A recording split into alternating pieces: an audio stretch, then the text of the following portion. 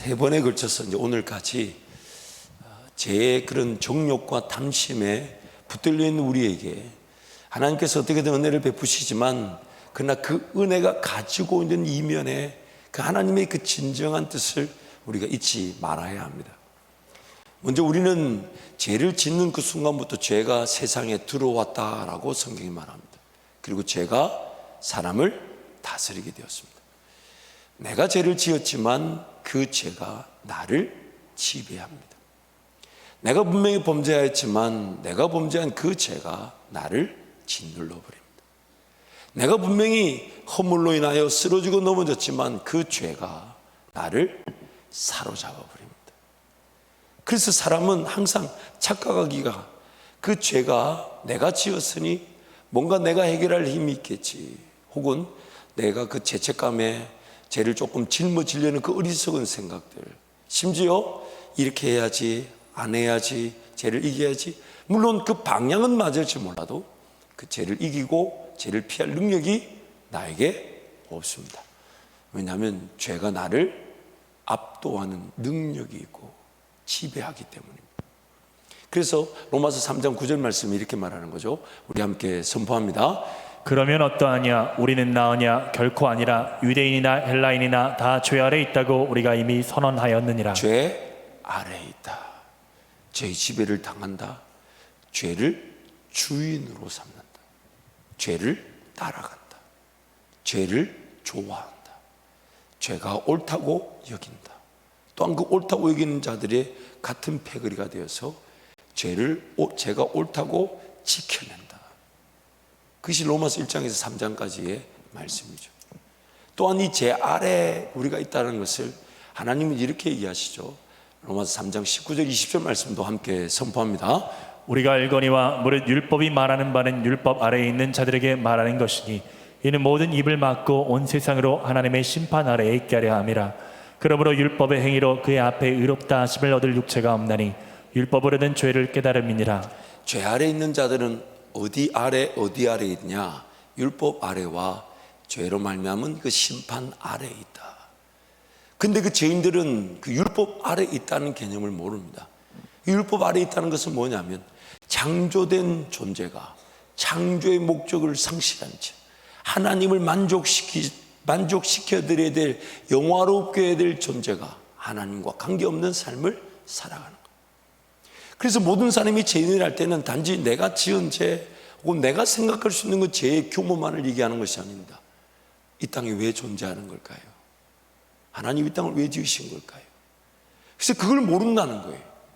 단지 내가 지은 죄, 다른 사람이 지은 죄, 이 정도 수준에서 나의 죄인됨을 말하는 것이 아니라 율법 아래에 있다는 것은 하나님을 만족시켜 드려야 되는데 하나님을 만족시켜 드리지 못하는 죄인이라는 겁니다.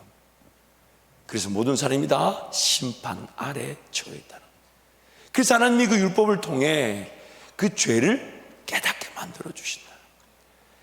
마치 우리는 지금도 여러분 몸 안에 나는 병이 단 하나의 세포도 깨끗하고 질병이 없다라고 말할 수 있는 사람이 있습니까? 분명히 어딘가가 잘못되어 있고 분명히 어딘가가 아플 수 있지만 내가 느끼지 못할 뿐이에요.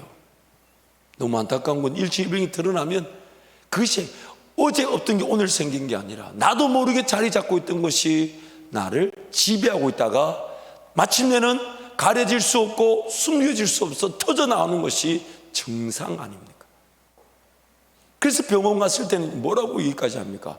이렇게 되기까지 뭐 있냐? 근데 너무 황당해. 아픈 줄 몰랐어요. 통증이 없었어요. 그런데 내가 몰랐고 통증이 없었고 아픈 줄 몰랐다 해도 죄는, 그 질병은 나를 다스리고 있다는 거예요. 그래서 하나님은 그 질병, 그 죄의 질병을 고치시기 위해 죄를 깨닫도록, 그래서 만약 구약의 말씀이 아니었다면, 율법이 아니었다면 우리는 죄가 죄인 줄도 모르고 살았을 겁니다. 그냥 그렇게 살았을 거예요. 죄의 지배인 줄도. 그래서 예배를 해야 되는데 예배가 안 되고, 물론 그 이전부터 마땅히 하나님을 찾아야 되는데 찾을 마음이 없었던 것들, 예수님을 구주로 영접해야 되는데 영접할 마음이 없는 것, 믿을 마음이 없는 것, 따를 마음이 없는 것, 이 모든 의심과 불신에 사로잡혀 있던 것도 다 제 지배 현상이며, 또한 신앙생활 한다고 하는데 예배를 드려야 되면 알지만 예배가 안 드려지는 거, 기도해야 되는데 기도가 안 되는 거, 찬송을 해야 되는데 안 되는 거, 그것은 내가 뭔가 마음을 더 다져 먹어야 될 문제, 결단해야 될 문제, 내 능력으로 되는 문제가 아니라 내가 죄로 말미암아 사로잡혀 있어서. 참 신기하죠. 오늘 밤이라도 죽으면 우리는 다 예수님 만날 줄 알고 하나님 그분 앞에 설 줄 알고 신앙생활하는데, 지금 이 순간에 하나님께 대한 관심이 없다는 거, 여러분 너무 신기하지 않습니까? 너무 신기하지 않습니까? 만약 하나님이 오늘 밤에 철야를 마치고 집에 가서 자는데 내일도 눈을 뜰 줄 알았는데 떠보니까 내 주님이 앞에 서 계신다면, 그럼 그건 우리를 영화라 그럽니다. 성도의 신앙의 최고의 영광의 자리, 예수 그리스도 그 구원의 능력으로 내가 하나님의 자녀로 최종 확인이 되며 영원한 천국을 사는 그 천국의 삶이 영화, 최고의 영광이라는데, 그 날을 기대하며 그러나 호흡이 있고 삶이 있다 하신 것은 하나님을 이 땅에 섬기며 하나님 나라를 위해 살아갈 수 있도록 기회를 주신 건데, 그런데 지금 이 순간에도 그 하나님께 기도할 마음이 없고 왜 예배해야 되는지 모르고 하나님 그분을 왜 찾아야 되는지 모를 수 있는 우리의 이 상태가 너무 신비롭지 않습니까? 저만 그렇습니까? 안 맞아도 너무 앞뒤가 안 맞는 거 아닙니까? 그게 다 죄의 지배 현상이에요. 지배 현상. 천국이 보이지 않으니까 이 땅의 삶이 전부인 줄 착각하죠. 천국이 보이면 지금 여러분이 가지고 있는, 저와 여러분이 가지고 있는 기도 제목 아마 8, 90%는 다 바뀌어야 될 거예요. 천국이 보이면. 그런데 그 천국이 잘 안 보이는 건 뭐 때문일까요? 정말 이 땅에서는 길어봐야 100년인데 그렇지 않아요? 아니, 물론 더 살고 싶으신 분들은 축복합니다. 더 사시기 바랍니다. 말리지 않겠습니다. 그런데 제가 여러분 한 4년 전에 그 한양대학교 교수님이 유튜브 영상 제목 달아놓은 거 제가 보여드린 적 있죠? 재수 없으면 몇 살까지 산다? 200살까지 산대요. 정말 주요 아닙니까? 물론 그 날들이 정말 주님과 동행하며 사명 감당의 날이 된다면 그 어디나 천국이 되겠지만 우리는 사실 반갑지가 않아요. 삶을 살면 살수록 더 오래 살고 싶은 것은 분명히 불신앙일 겁니다.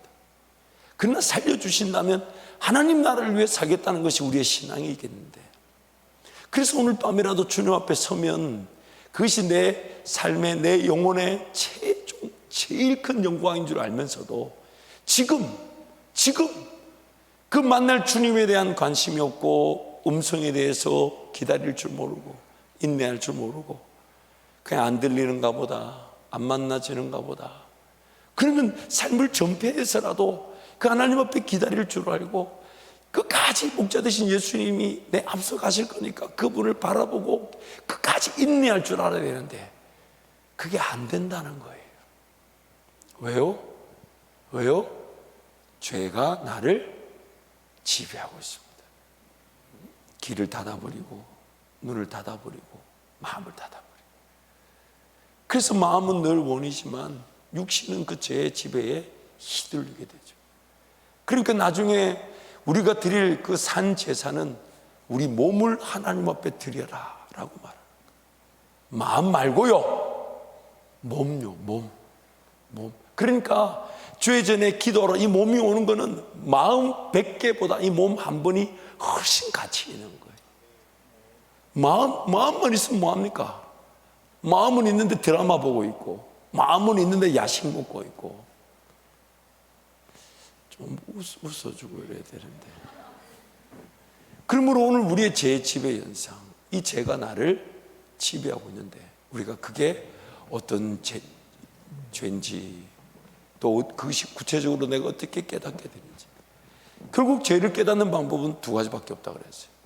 첫 번째는 죄를 기어이 짓고 난다. 그거 교만이었구나. 그거 범죄였구나. 그게 나의 자랑이었구나. 그런데 너무 안타까운 것은요, 죄를 짓고 난 다음에 발견했을 때 그 죄에 대한 그런 민감함과 경멸감이 오래 가야 되잖아요. 근데 그것도 시간 지나니까 망각해버려요. 죄를 깨달을 수 있는 두 번째 방법은 말씀밖에 없죠. 성령 하나님이 말씀을 통해 깨닫게 하실 때.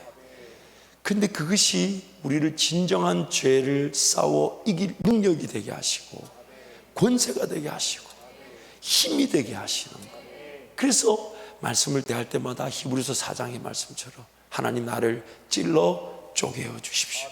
나를 드러내어 주십시오. 낱낱이 밝혀내 주십시오. 지으신 것이 하나라도 드러나지 않음이 없도록 완전히 드러내 주십시오. 그래서 내가 예수님께로, 대제사장이신 예수님께로 나아가지 않으면 안 되는 그 말씀의 은혜를 나에게 허락하여 주십시오. 그게 바로 오늘 우리가 말씀을 통해 누리게 되는 은혜라는 것입니다. 그래서 그 어떤 예배의 감사, 감격보다 나 같은 죄인을 위해 죽어주신 예수님, 그 예수님의 사랑에 대한 감사만 해도 우리는 충분히 예배자로 세워질 수 있는데, 어느 순간 그거조차도 그렇게 감격과 감사가 아니에요. 그 더 큰 은혜, 내 삶에 더 큰 능력, 기적, 막 뭐가 부어지고 채워지고 해결되고 없지 않습니다. 그러나 그 모든 은혜의 중심에 뭐가 있습니까? 예수님이 날 위해 죽어주셔서 나 같은 죄인이 예수님께 용납되어져 예수님이 나를 포기하지 않으시고 이끌어 주셨으니 오늘 여기까지 이 은혜의 자리에 이르게 되었으니, 어떤 은혜를 누리든지 간에 우리의 감사, 어쩜 우리의 첫 번째 고백이자 첫 번째 사랑은 예수님, 나 같은 죄인을 위해 죽어주신 그 사랑만 해도 나는 충분합니다. 충분합니다. 그게 바로 우리의 첫사랑이고 첫 고백인 것이죠. 근데 그거 말고 막 다른 게 더 필요해요. 어느 순간 예수님의 사랑은 이미 주어진 거니까. 근데 그 사랑에 감격이 없는 이유가 뭘까요? 나의 죄인됨을 관가하고 있는 거예요. 이 땅에 몸을 가지고 있는 성도라면 단 하루도 그 죄에서 자유할 날은 없습니다.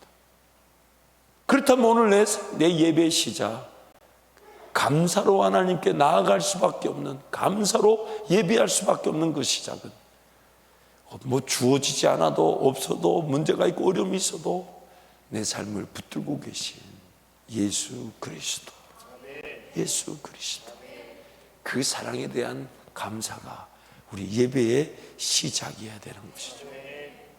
그래서 그 죄가 나를 지배하고 있다는 것을 알고 말씀을 통해 그 죄, 그 은혜들, 그 죄를 깨닫고 정말 철저하게, 그래서 그 죄를 깨닫는 순간 자기 부인이 일어나죠. 또한 그 죄로 얼룩져 있는 내 인생에도 하나님이 은혜를 주신다니 예수를 따르기 위해 여전히 해결되지 않았고 처리되지 않은, 어쩌면 자기 십자가와 같은 그 현실의 삶에서 주님 바라보고 따라가는 것입니다. 근데 그 죄의 문제에 민감하지 못하다 보니 자기 부인이 일어나질 않아요. 근데 하나님은 지금 그 자기 부인이 일어나야 예수 따르는 은혜를 누리게 하시는데, 예를 들면 이런 거죠.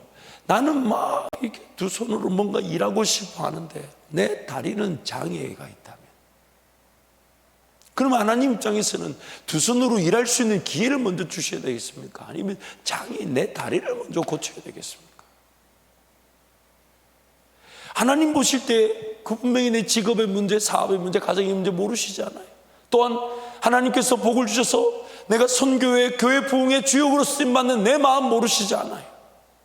근데 그렇게 부어주실 은혜도 분명히 있을 것입니다만, 지금 나를 괴롭히고 있고 나를 쓰러지게 하고, 그래서 말씀의 자리로 못 가게 하고 기도의 자리로 못 가게 하는 나의 그런 영적 장애, 영적 질병, 하나님 어느 걸 먼저 해결하셔야 되겠습니까? 나를 통해 하나님께서 뭔가 복을 흘러보내시고 나를 통해 능력을 흘러보내시고 나를 통해 하나님의 영광을 받으실 일들을 계획하시는 것, 그것도 분명히 있습니다. 그런데 그것보다도 자식된 내가 질병에 걸려있고 장애가 있다면 하나님은 무엇부터 해결해 주기를 원하실까요? 근데 우리는 하나님의 은혜로 구원받았다 하면서 그 장애가 뭔지, 질병이 뭔지, 뭐가 나를 괴롭히고 있는지, 뭐가 내 눈을 감겼는지, 뭐가 내 귀를 닫히게 만들었는지, 뭐가 하나님 나라 관심 없게 만들었는지, 그런 데는 관심 없고 그저 내 눈앞에 보이는 거 해결해 주세요, 해결해 주세요, 해결해 주세요, 해결해 주세요, 해결해 주세요, 해결해 주세요. 주님이 더 흥하셔야 될 일들이 분명히 기도되어야 되지만 또한 나는 새하여져야 되고 나는 죽어야 되고 나는 부인되어야 되는데 그 부분은 전혀 건들지 않지. 주님만 더 크게, 주의 능력만 더 놀랍게, 주의 일하심만 더 부어달라고. 그러니 그 기도 제목이 인내하게 되지 않았나요? 그러다가 그 기도 제목조차 포기하고 말지 않았나요? 그것도 다 내 죄에 휘둘리고 있는 겁니다. 정말 우리가 두려워야 될 것이 지난 금요일 날 말씀을 나눈 것처럼 하나님 내 죄로 인한 정욕, 욕심, 내 죄의 요구인데도 불구하고 하나님은 그 요구를 들어주신다는 거예요. 그런데 내 영혼은 쇠약하게 만드신다. 시편 106편 13절부터 15절 말씀 함께 살펴볼까요? 함께 선포합니다. 그러나 그들은 그가 행하신 일을 곧 잊어버리며 그의 가르침을 기다리지 아니하고 광야에서 욕심을 크게 내며 사막에서 하나님을 시험하였도다.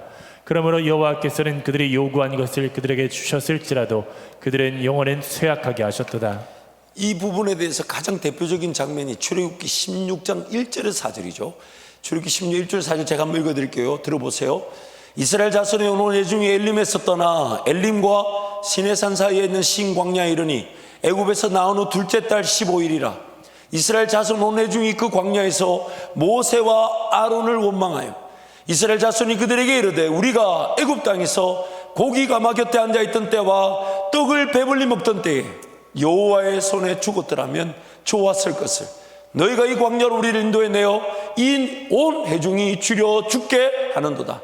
그때 여호와께서 모세에게 이르시되 보라 내가 너희를 위하여 하늘에서 양식을 비같이 내리리니 백성이 나가서 일용할 것을 날마다 거둘 것이라. 이같이 하여 그들이 내 율법을 준행하나 아니하나 내가 시험하리라. 이스라엘 백성들은 아예 하나님을 거절해 버렸습니다. 이 광야에서는 못 먹어. 이 광야에서 내 삶이 안 돼. 끝이야. 그래서 모세와 아론을 원망했답니다. 차라리 내가 애굽에 노예되었을 때 고기가 막 그 옆에서 떡이나 얻어먹었을 때 그때 나를 죽이시지. 질문과 자세가 완전히 다른 겁니다. 하나님, 우리 눈에 볼 때는 광야입니다. 그러나 하나님은 홍해를 마른 땅을 지나오도록 우리를 인도하셨으니 여기서는 하나님 어떻게 우리와 함께하고 계십니까? 질문을 하려면 이렇게 해야 되는 거죠. 그러나 하나님 믿지 못해서 이런 질문하는 것도 용서해 주시되 하나님께서 우리를 인도하심을 기다립니다. 이게 우리의 믿음의 반응이어야 될 텐데 아예 원망합니다. 아예 불평합니다. 아예 기도조차 하지 않습니다. 예배가 안 되는데 그 직장 상황 어쩔 수 없다고 그 직장 상황에 그대로 가 있습니다. 하나님 그분을 찾고 기다려야 되는데 그 기도가 안 되는데도 그 일터 상황, 그 가정 상황 그대로 내버려 둡니다. 안 돼. 안 돼. 기도가 안 돼도 어쩔 수 없어. 지금은 이렇게 일해야 돼. 예배가 안 돼도 어쩔 수 없어. 지금 내 가정 내가 붙들고 내가 해결하지 않으면 못 살아. 이스라엘 백성들처럼 그런 원망하고 불평을 직접적으로 하지 않았다 해도 여러분의 그 기도의 자리에서 하나님을 끝까지 기다리지 못하는 것은 고백만 하지 않았을 뿐이지 기도하지 않은 그 자체가 죄악이 되어버려요. 왜 기도 안 하는 걸까요? 정말 예배가 안 되는 그 직장 상황을 계속 예배가 안 되는 대로 직장 생활 해야 되는 걸까요? 내가 지금 기도해야 되는 줄 알지만 기도가 안 되면 내 가정과 사업에 어쩔 수 없는 그 상황 때문이라는 핑계대고 기도를 하지 말아야 되는 걸까요?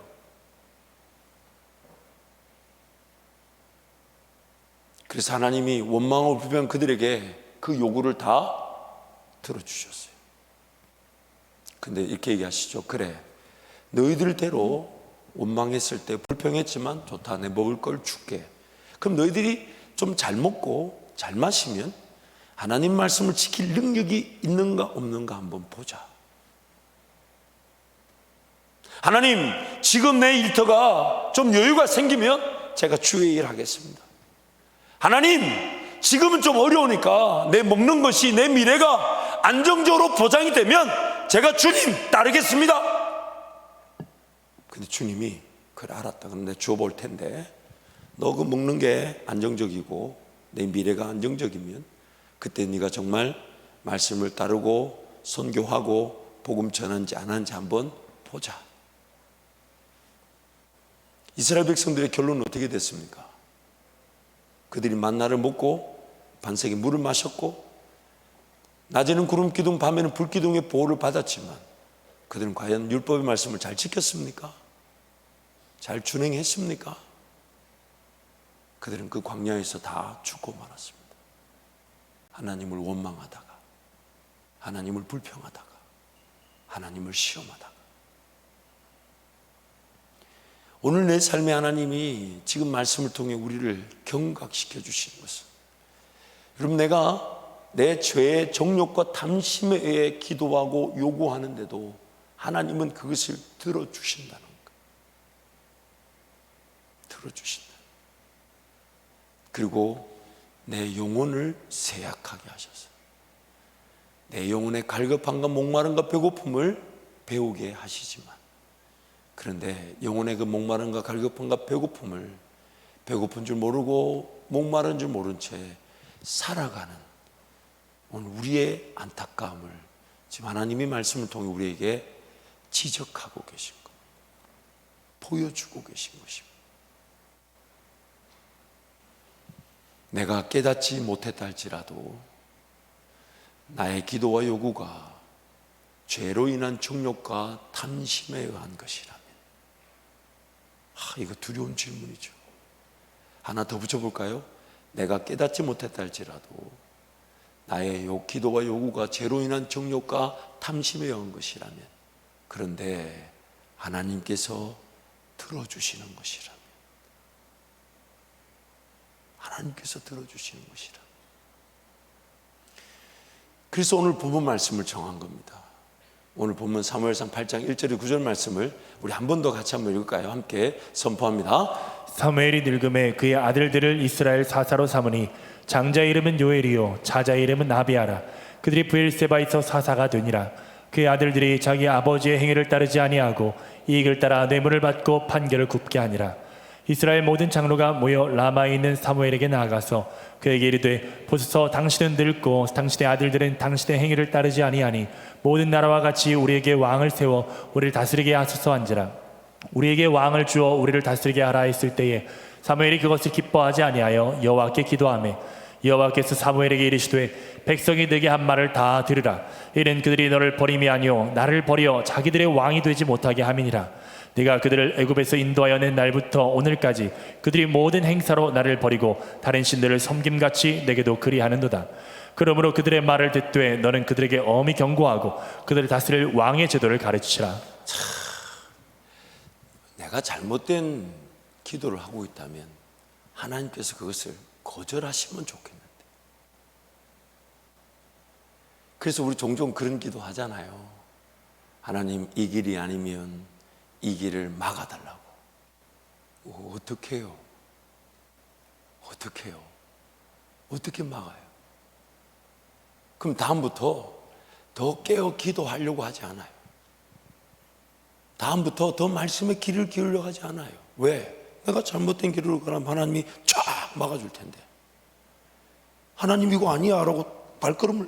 근데 참 이게 또 굉장히 위험한 게, 그 막을 때 굉장히 편안할까요? 아니면 힘들까요? 차를 타고 가는데 막아야 돼. 그럼 어떻게 막아야 될까?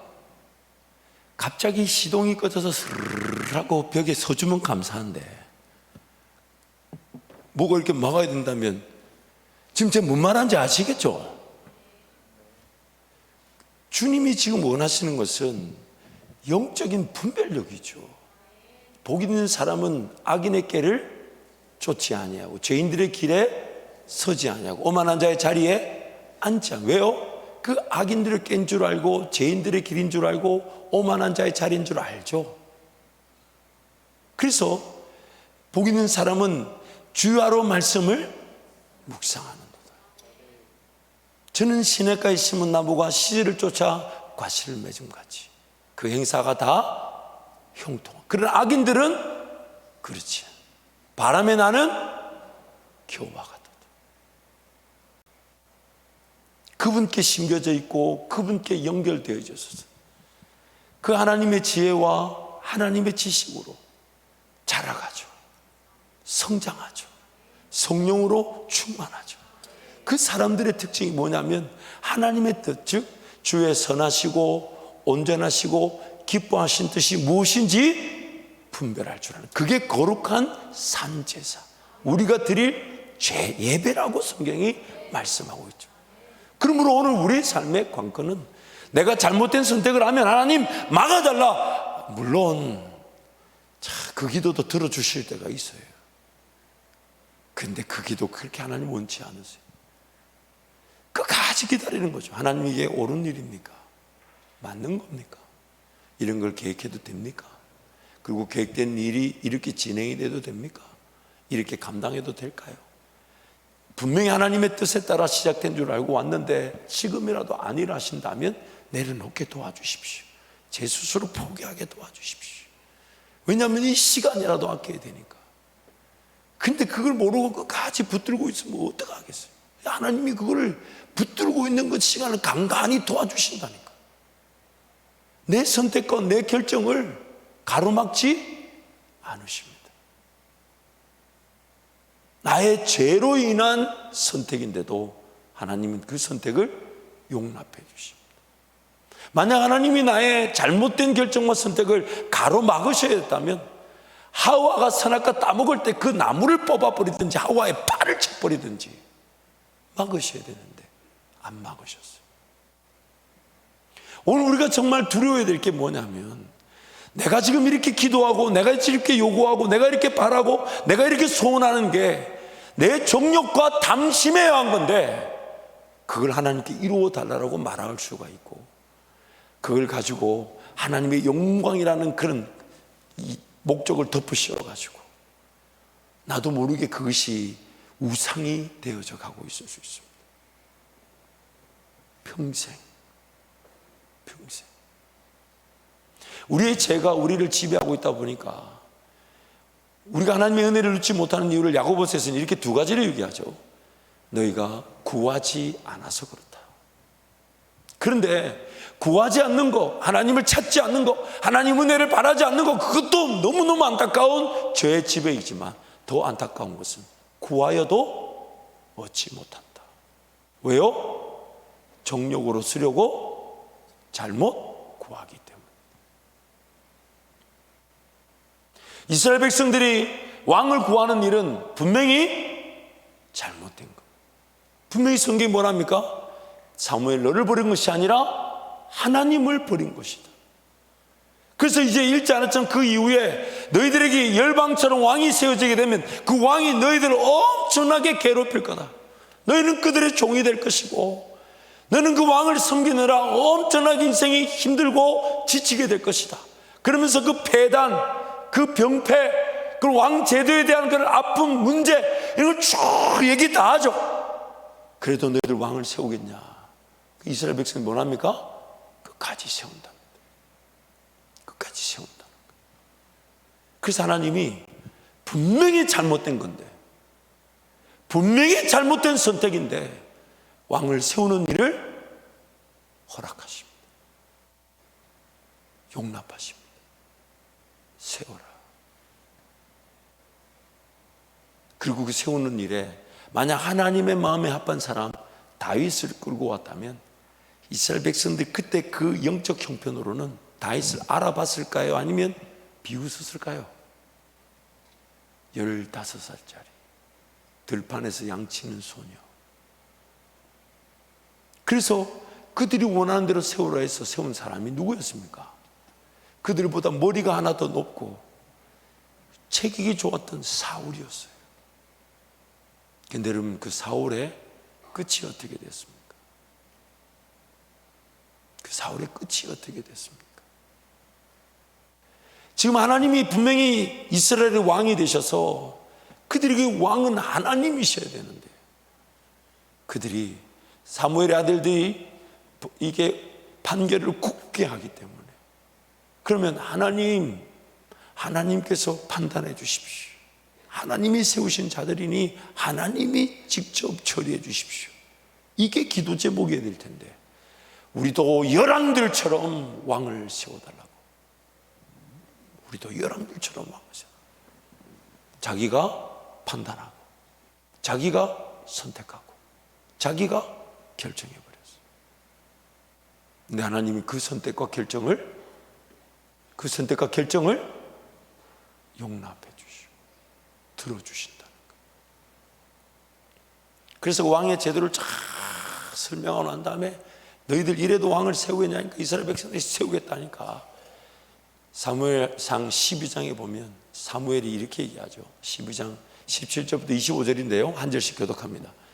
오늘은 밀베는 때가 아니냐. 내가 여호와께 아뢰리니 여호와께서 우리와 비를 보내사 너희가 왕을 구한 일 곧 여호와의 목전에서 범한 죄악이 금을 너희에게 밝히 알게 하시리라. 이에 사무엘이 여호와께 아뢰매 여호와께서 그날에 우레와 비를 보내시니 모든 백성이 여호와와 사무엘을 크게 두려워하니라.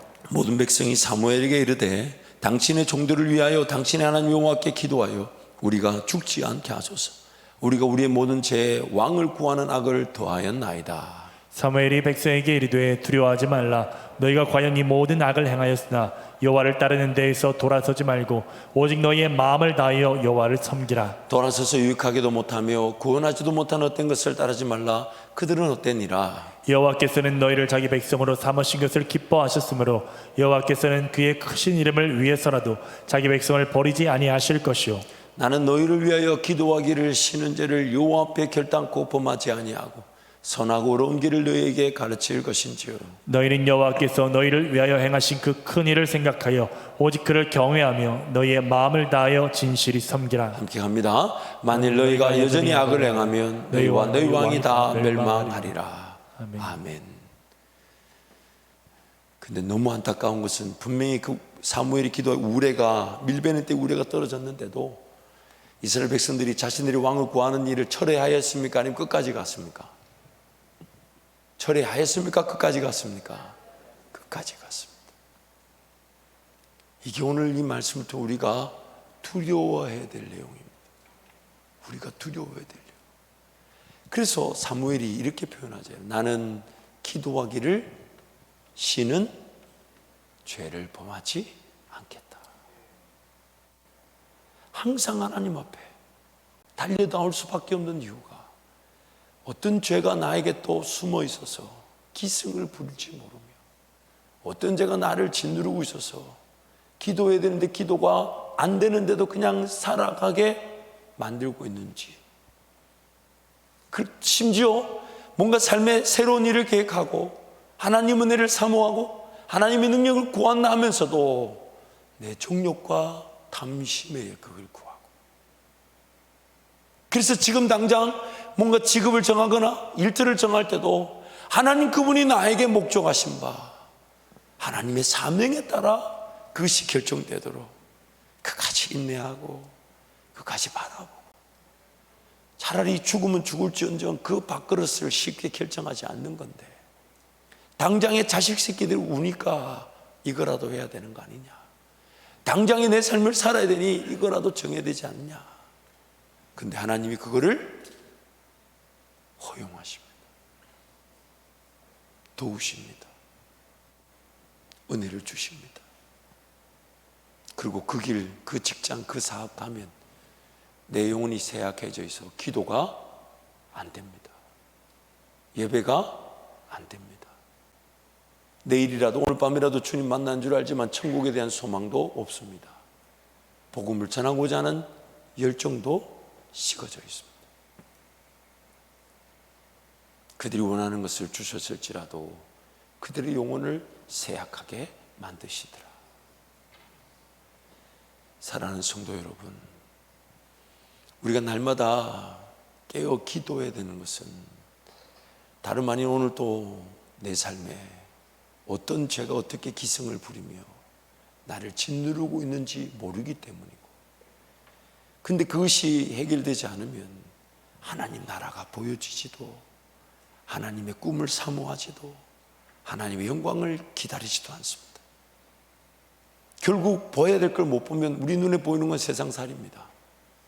못 먹을 것 같고, 못 마실 것 같고, 못 입을 것 같고, 거기에 내가 묶여버려. 그리고 이제 자기도 모르게 그 어리석은 말인 줄 모르고 핑계를 댑니다. 내가 지금은 죄송해요, 못해요. 왜냐하면 직장에서 지금 이게 지금 제가 기도하러 갈 시간이 없어요. 지금 이거 계약을 해결해야 되지. 지금 내가 지금 그럼 앉아가지고 사랑의 교제 이럴 여유가 없어요.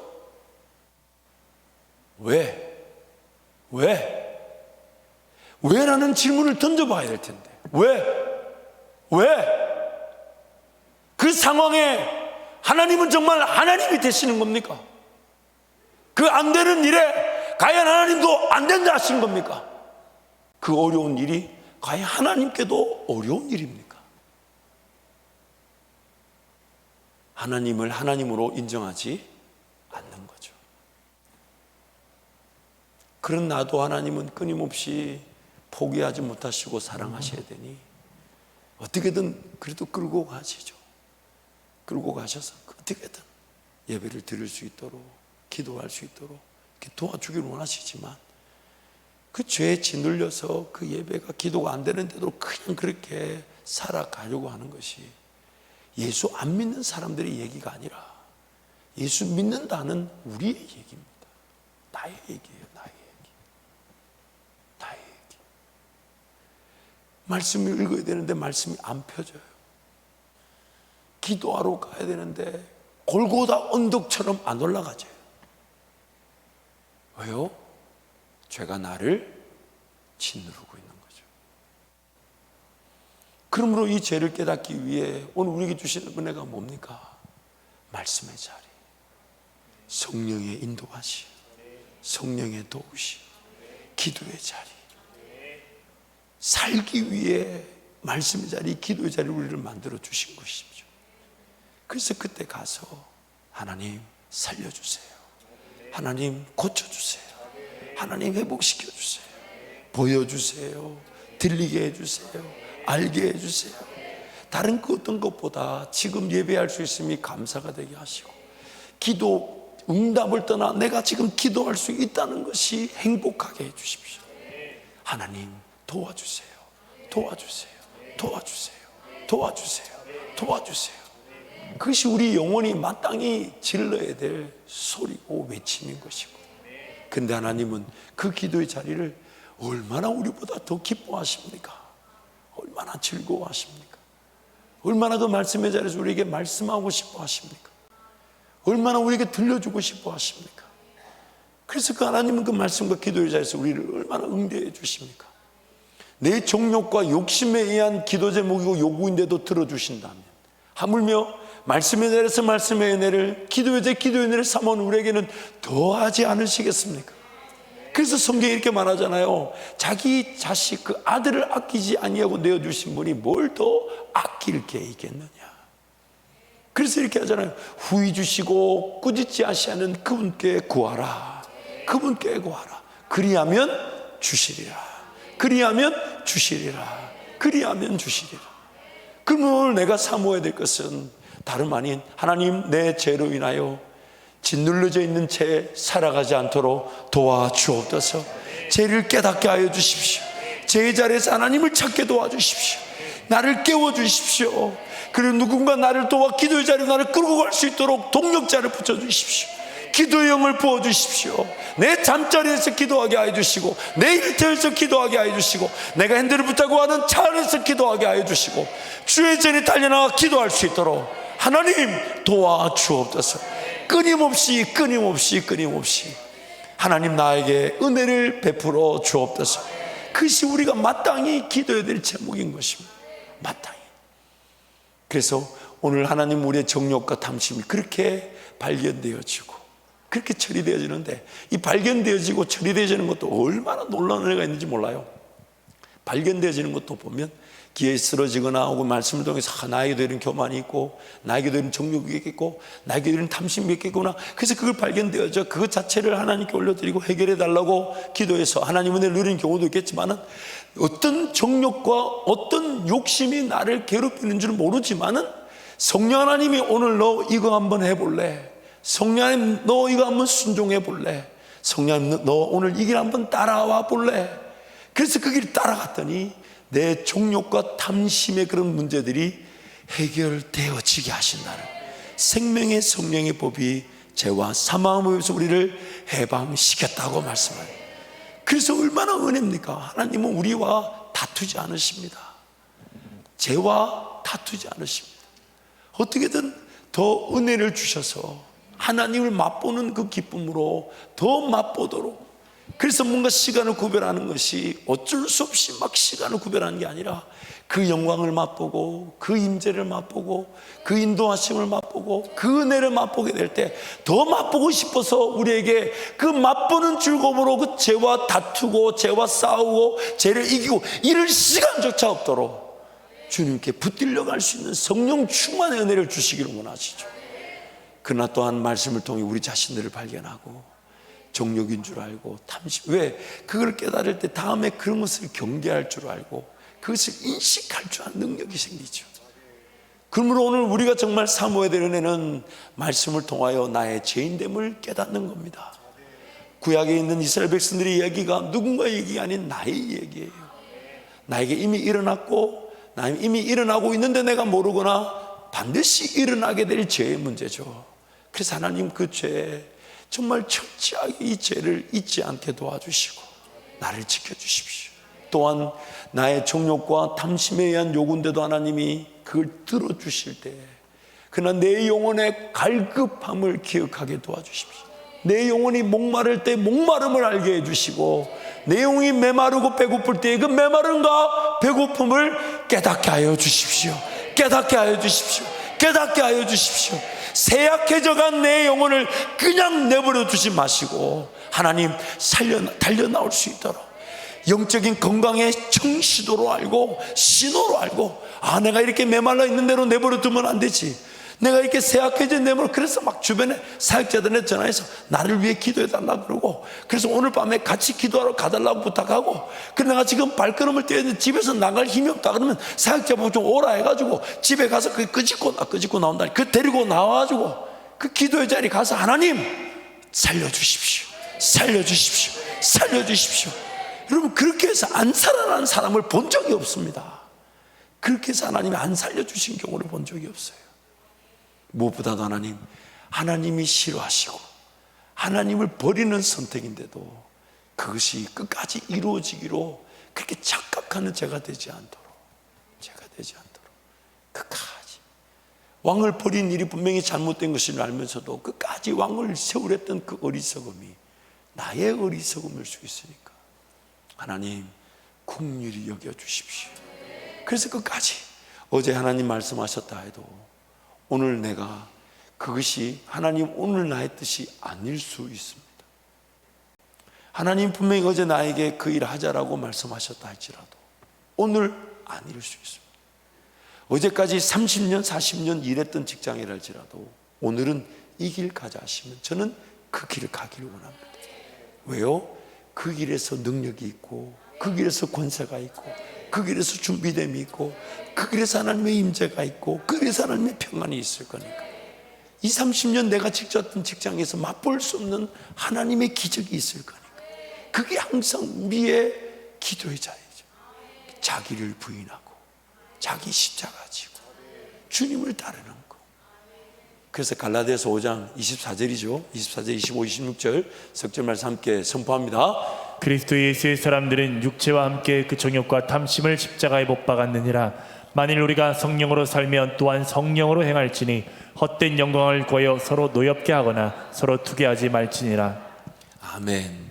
그리스도 예수의 사람들은 육체와 함께 정욕과 탐심을 십자가에 못 박았느니라. 헛된 영광을 구하지 말고 서로 투기하지 말고 성령의 충만함을 받아라. 그래서 오늘 또 우리는 그 은혜를 사모하여 이 자리에 달려 나온 것입니다. 사랑하는 성도 여러분, 하나님은 오늘 우리에게 은혜를 베풀어 주셔서 죄로 인하여 쓰러지고 넘어질 수 있는 우리 인생을 끝까지 붙들어 주시면서 따를 길을 보여주시고 순종할 길을 보여주시고 인도하실 길을 보여주시길 원하요. 그리고 우리 그 길을 따라가기만 하면 욕망과 정욕과 탐심이 자연스럽게 버려지게 되겠죠. 왜? 거기에 시간을 써야 되잖아요. 거기에 물질을 써야 되잖아요. 거기에 마음을 두게 되잖아요. 그리고 그 믿음의 길이라는 게 막상 시작되면 하나님이 더 귀한 임재로 그 기도가 살아나게 하셔서 기도로 시작되게 하시고 기도로 감당되게 하시고 기도로 열매 맺게 하실 때 더 큰 꿈을 기도로 꾸게 하시는. 그래서 나는 아무것도 한 게 없어요. 나는 아무것도 한 게 없어요. 오직 예수께서 내 안에 사신 것뿐인데, 사신 것뿐인데. 그러므로 하나님 그 죄에 사로잡혀 있지 않도록 나를 말씀의 자리에서 깨닫게 하여 주십시오.